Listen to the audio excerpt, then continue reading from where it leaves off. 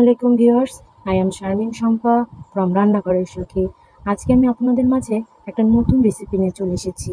আমার আজকের রেসিপির নাম চিকেন কারি। এর জন্য প্রথমে আমরা চুলায় একটি হাঁড়িতে 4 টেবিল চামচ পরিমাণ সরিষার তেল দিয়ে দেবো। রান্নাটা সরিষার তেলেই করবো। এর মধ্যে একে একে পেঁয়াজ কুচি দিয়ে দেবো। পেঁয়াজ কুচিটা একটু ভালোভাবে নেড়ে চেড়ে হালকা ব্রাউনি করে ভেজে নেব। মানে পেঁয়াজটা অন্তত একটু সিদ্ধ করে নেব আর কি। এর মধ্যে একে একে তেজপাতা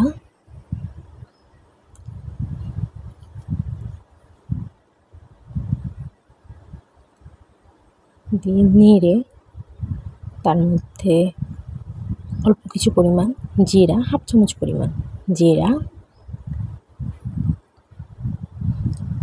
দিয়ে ভালোভাবে তরকারি সুন্দর করে নেড়ে পেঁয়াজটাকে ভাজা ভাজা করে নেব।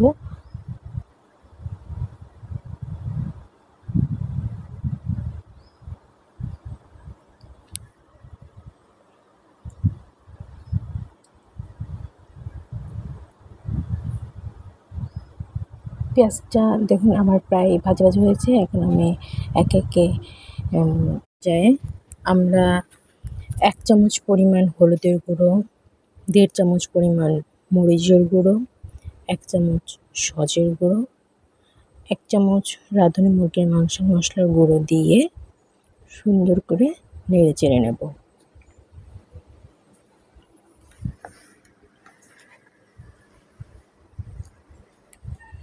এর মধ্যে এখন 1 চামচ আদা বাটা,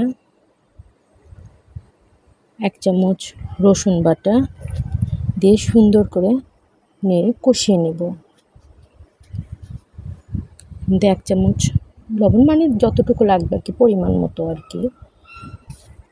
এরপর যে একটু পানি দেব, কারণ নাহলে মশলাটা লেগে যাবে, আর পানি দিয়ে কষালে মশলার কাঁচা গন্ধটা থাকবে না।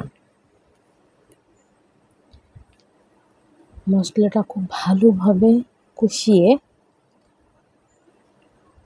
এর মধ্যে এখন গরম মশলার গুঁড়ো, যেটা আমি নিজে করেছি, সেটা 2 চামচ দিয়ে দেব।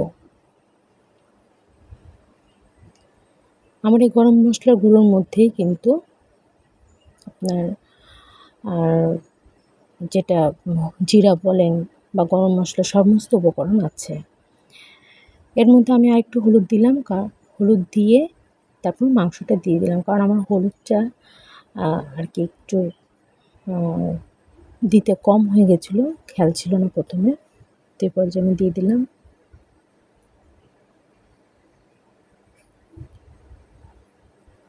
এখন দেখেন মাংসটা নেড়ে চেড়ে আমি সুন্দর করে কষিয়ে নেব।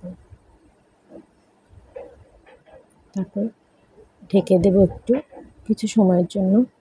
এতে কি হবে, এতে মাংসের ভেতরে যে পানিটা আছে সেটা বেরিয়ে আসবে এবং মাংসটার মধ্যে মশলাটা খুব সুন্দরভাবে ঢুকবে। দেখেন আমি আবার ঢাকনা খুলে নেড়ে চেড়ে দিচ্ছি। আমার মাংসের গায়ে কিন্তু মশলাটা দেখেন খুব মাখা মাখা হয়ে লেগে গেছে। এবার কয়েকটা দারুচিনি চলা আমি এর মধ্যে দিয়ে সুন্দর করে নেড়ে আবার ঢাকা দিয়ে দেবো।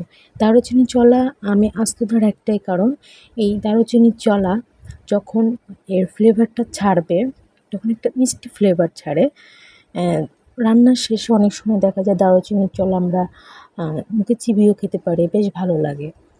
এবার যে কষানো হয়ে গেছে, আমি পরিমাণ মতো পানি দিয়ে দিচ্ছি। আমি 1 কাপ পানি নিয়েছিলাম, তার মধ্যে 4 ভাগের 3 ভাগ দিয়েছি আর 1 ভাগ রেখে দিয়েছি। এখন আমি সুন্দর করে মাংসটা নেড়ে চারিপাশ থেকে মশলাগুলো নামিয়ে দিয়ে সুন্দরভাবে পরিপাটিভাবে আর কি পাতিলের ঝোলের মধ্যে মাংসটা সুন্দর করে ডুবিয়ে দেব। এরপর যে আমি মাংসের মধ্যে কয়েক টুকরো কাঁচামরিচ দেবো, যে যেরকম কাঁচামরিচের ঝালটা আর কি পছন্দ করেন, দিয়ে আমি ঢাকা দিয়ে দেব। এখন আমার মাংসটা হয়ে এসেছে, এখন আমি নামিয়ে নেব। নামিয়ে পরিবেশন করে দেখাচ্ছি। এই তো তৈরি হয়ে গেল মজাদার চিকেন কারি।